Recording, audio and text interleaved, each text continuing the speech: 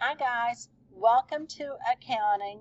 We're going to do the problem for October the 15th, and on the screen right now we have the module shown for October the 15th. Now I'm going to scroll on up.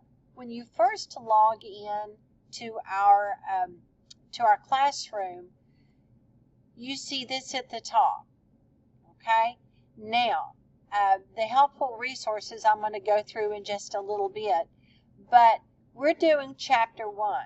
So scroll down and you see that there is a title for each day in the module.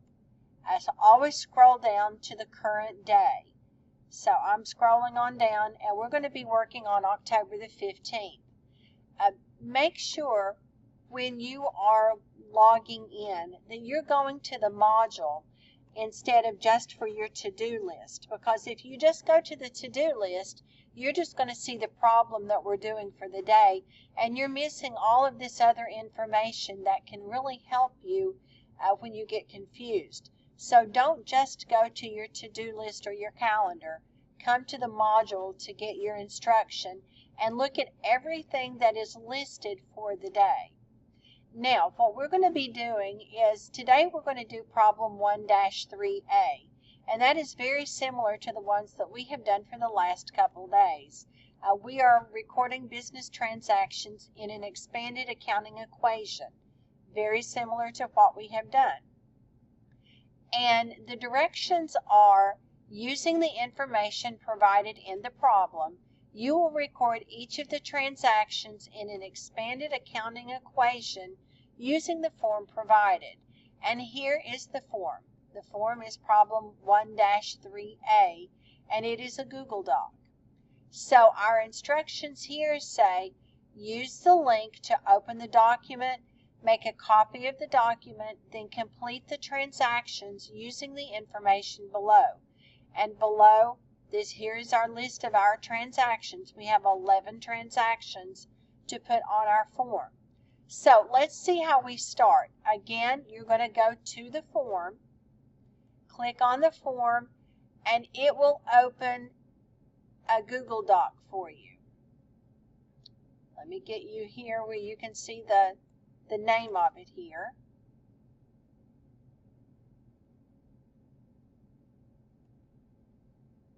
And you see it's problem 1-3A. Well, in the instructions, the first thing you do is you go to File, Make a Copy. And it's going to make a document called Copy of Problem 1-3A. And click OK. And that's exactly what you want. Now, let's look at the form. The form today is arranged in assets. You have some new assets today. Our assets in this problem are cash, accounts receivable, office supplies, store supplies, and equipment. And our liability is accounts payable. Our owner's equity items or item is Laura Scallion Capital, and then you also have revenue and expenses, because you know when you prepare your income statement, the revenue and expenses close out into the capital account. So that's why revenue and expenses are shown in the equation with owner's equity. Okay, and remember, you always have to keep this accounting equation in balance. So what you do in assets, you also have to do either in liabilities, owner's equity, revenue, or expenses.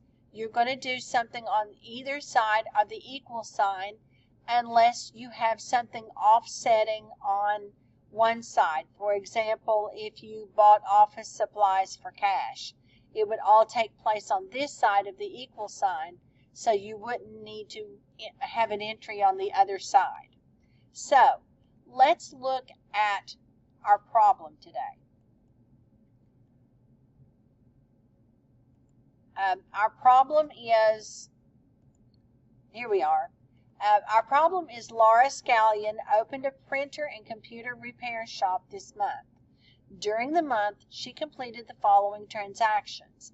The first transaction, Laura invested $8,000 cash and $11,000 worth of equipment in the firm. Okay, that one's a little bit different than the one we have been doing because this time she's investing 2 items instead of just cash. So let's go to our form, and we see that transaction 1, she has entered $8,000 cash, and we are going to increase equipment $11,000 because she put $11,000 worth of equipment, and we add the 2 together, and on this side of the equal, we're going to equal it out with Laura Scallion Capital, $19,000, because we have to make our transaction balance. So $8,000 cash, $11,000 equipment, and we're making an entry to Laura Scallion Capital. And notice they all increase because you're adding them to the account. Now, the second one, and you always balance afterwards. So your balance is $8,000 for cash, $11,000 in equipment, and $19,000 in capital. So the next one is you paid cash for office supplies, $425. And you see this on this side, I've already made the entry. You paid cash, so you're going to decrease cash. So you're going to say minus 425, and then you bought office supplies, so you're going to increase office supplies. Add plus $425. Now notice it's all on this side of the equal. They're all assets, and they offset one another. You increase one, you decrease the other for the same amount. So there's no reason to make an entry on any other account because these are already in balance. So then you're going to put a new balance there. Now, one thing I wanted to show you is when we get ready to turn this in, you're going to go to Submit Problem. Now, when you do this, I'm going to go back and show you your problem again. When we do this, remember when you make this copy, this saves in your Google Drive. It is there for you to work on. So, for example, if you just get this much done and you need to come back to it, come back to your Google Drive and it will be there. It won't be in, you don't have to start all over again, because if you come back to your problem and you click on the form again, it's going to open a brand new form. And you don't want to do that. You don't want to have to start all over. So let's look at this in student view. When you are ready to submit your problem, you're going to click Submit Assignment. Now remember, this is a Google form, so I have said you're going to upload a transaction or file upload. So it's in your Google Drive. So you're going to click Google Drive, and then I know it says bad authentication for me because it's trying to access my teacher account and it can't open. That's the only reason I have an error right here. But I wanted to show you, you're going to click Google Drive. And let me go back a step.